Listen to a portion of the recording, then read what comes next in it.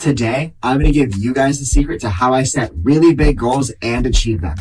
Hey, you guys, welcome back to the Mogul Magness Podcast. My name's Jonah Magness. I own and operate martial arts studios, and we're going to talk about the things that I've been able to help myself and my friends be a little bit more successful in our businesses.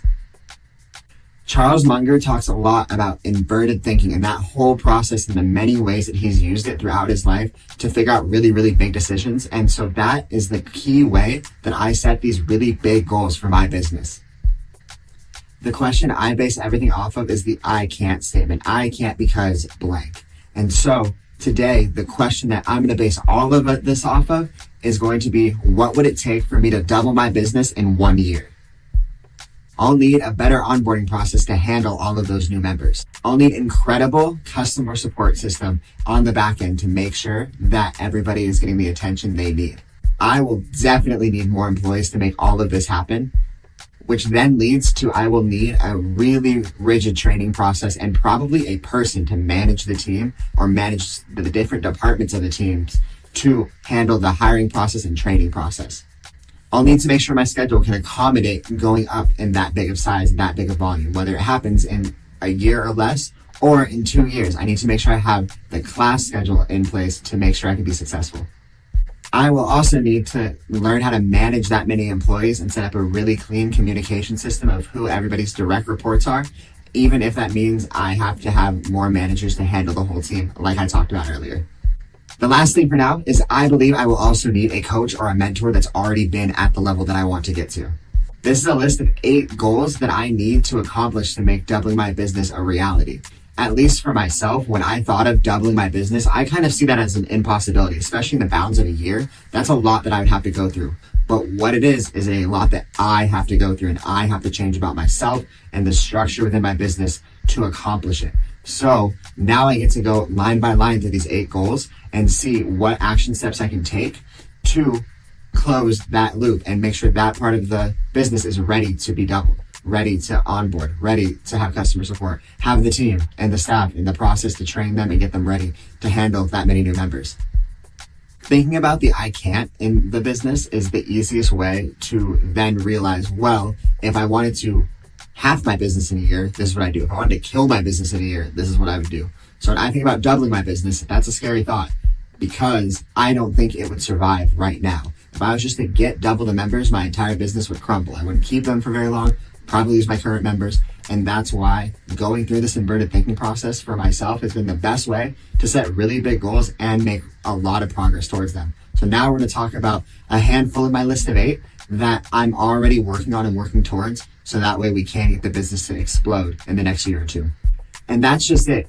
I don't need to hit the goal in 1 year or I'm a loser. I want to make sure that I'm just working at that pace. So that way I'll be a whole heck of a lot closer in that year to my actual goal of doubling. If I was to set the goal at 5 to 10 years from now, I would work at a much slower pace and probably get distracted, not follow through. So giving myself the balance of doing it in a year or less is going to push me to get ever more closer to my final goal.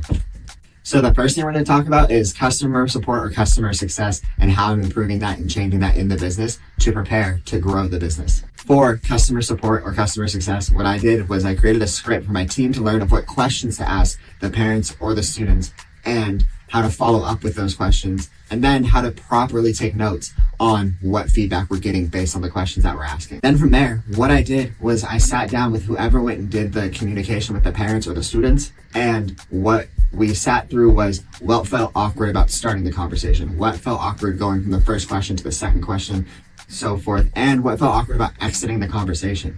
Because if you have really big classes and you want to talk to 40, 50 students and you only have 40 minutes, 30 minutes, or an hour, how do you talk to that many families? You have to be able to be very concise as well as give the attention that they need, so that way you can get the best answers from the families and the best results in terms of helping them stay with us longer, so they feel that we are supplying exactly what they need and they want out of this experience. So far, I've refined it 5 times and now it seems to be working pretty well. But every single day we go back through and I ask them what went well, what didn't go well. Do you think there's something we need to change? So that way I'm constantly improving how my team can communicate with the family. So that way it is as easy of a process no matter who I give that script to. For training and the communication system on the back end for my team with each other and myself, I'm trying a bunch of different apps right now. I'm trying Asana, Monday.com, Notion. If you have suggestions, leave them in a comment down below. And I'm just trying them for myself because I want to see what I feel the most comfortable using in my workflow, as well as then I will go through and see what's the easiest to work with. And it's all just going to be a learning situation and a learning curve for me to understand it well enough to then go explain it to my team. And after I feel comfortable with one, or I choose one, or I try a few more and I just pick what one I think will work best for our business's workflow, then I'll be able to go in, upgrade to whatever premium plan I need to put my whole team on it so that way we can track everything and improve our communication systems. But right now I'm still just in the testing phase of a bunch of different ones. What I'm excited for about these applications is that it's going to help me make everything my team is doing a lot more trackable in terms of rewarding the successes and catching anywhere that we're falling short of what we need to be hitting in terms of who we're talking to, how much money we're making, and everything in between. So that way my team has more measurable steps of what actions they need to be taking each and every day.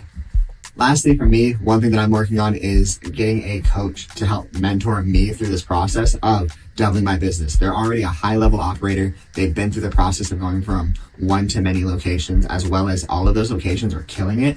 So I've reached out to a couple people to figure out who I think I'm going to work best with and who I want to get advice from. And all the people that I've reached out to have already done me the favor of giving me a lot of tips and a lot of mentorship through this whole process. So now I just want to formalize it and make sure that they're getting the best value of giving me their time. And for me, that's just asking them to coach me and paying whatever their fee is, because that'll help me skip a lot of years of learning and speed up this process.